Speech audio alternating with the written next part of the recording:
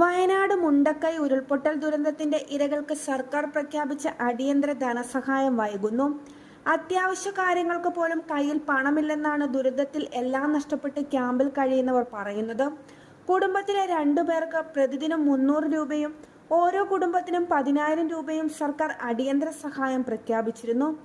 ദുരന്തം കഴിഞ്ഞ് 14 ദിവസം പിന്നിട്ടിട്ടും സർക്കാർ ധനസഹായം ലഭ്യമായിട്ടില്ല. ഭക്ഷണം ക്യാമ്പിൽ ലഭിക്കുന്നുണ്ട്. പക്ഷേ ഉടുതുണി മാത്രമായി ക്യാമ്പിലെത്തിയവർക്ക് പുതിയ താമസ സൗകര്യം അന്വേഷിക്കാനും മറ്റും സാമ്പത്തികം വലിയ തടസ്സമാവുകയാണ്. കഴിഞ്ഞ ദിവസം ക്യാമ്പിൽ പരിചയക്കാരെ സന്ദർശിക്കാൻ എത്തിയപ്പോൾ ഒരു 20 രൂപയെങ്കിലും തരാമോ എന്നാണ് ഒരാൾ ചോദിച്ചതെന്ന് പ്രദേശവാസി മാധ്യമങ്ങളോട് പറഞ്ഞിരുന്നു. ദുരന്തത്തിൽ എല്ലാം നഷ്ടമായവർ കയ്യിൽ 1 രൂപ പോലും ഇല്ലാതെയാണ് ക്യാമ്പിൽ കഴിയുന്നത്. സാമ്പത്തിക സഹായം എത്രയും വേഗം ലഭ്യമാക്കുമെന്നാണ് സർക്കാർ നേരത്തെ അറിയിച്ചിരുന്നത്. എന്നാൽ ഇക്കാര്യത്തിൽ ഇതുവരെയും ഒരു നടപടിയും ഉണ്ടായിട്ടില്ല. വയനാടിനാവശ്യം ദീർഘകാല പുനരധിവാസ പദ്ധതിയാണെന്ന് ഗവർണർ ആരിഫ് മുഹമ്മദ് ഖാൻ പറഞ്ഞു.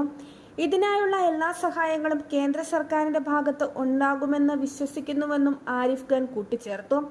വയനാട്ടിലെ ജനങ്ങളുടെ പുനരധിവാസവുമായി ബന്ധപ്പെട്ട് സംസ്ഥാന സർക്കാർ കൃത്യമായ പദ്ധതി തയ്യാറാക്കണമെന്നും അദ്ദേഹം വ്യക്തമാക്കി.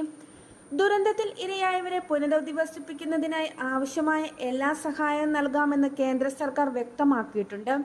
ഇനി സംസ്ഥാന സർക്കാരാണ് കാര്യങ്ങൾ കൃത്യമായി ചെയ്യേണ്ടത്. ജനങ്ങളുടെ പുനരധിവാസവുമായി ബന്ധപ്പെട്ട് കൃത്യമായ പദ്ധതി കേരള സർക്കാർ ചെയ്യണം.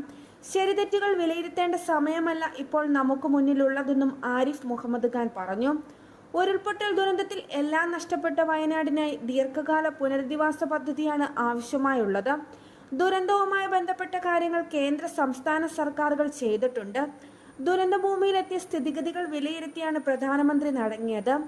അതിനാൽ വയനാട്ടിനായുള്ള എല്ലാ സഹായങ്ങളും അദ്ദേഹം വാഗ്ദാനം ചെയ്തിട്ടുണ്ടെന്നും ആരിഫ് മുഹമ്മദ് ഖാൻ പറഞ്ഞു.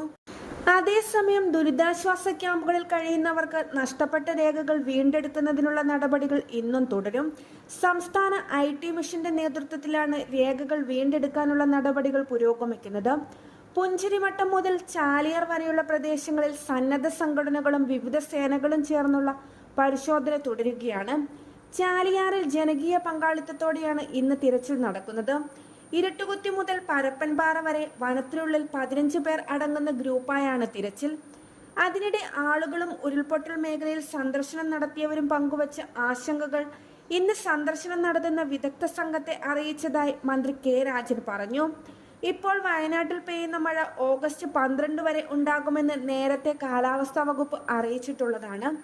അതിൽ ആശങ്കപ്പെടേണ്ട സാഹചര്യമില്ല. ചൂരൽമല ദുരന്തമലയായി ഇപ്പോഴത്തെ മഴയ്ക്ക് പ്രത്യേകിച്ച് ബന്ധമില്ലെന്നും റവന്യൂ മന്ത്രി വയനാട്ടിൽ പറഞ്ഞു.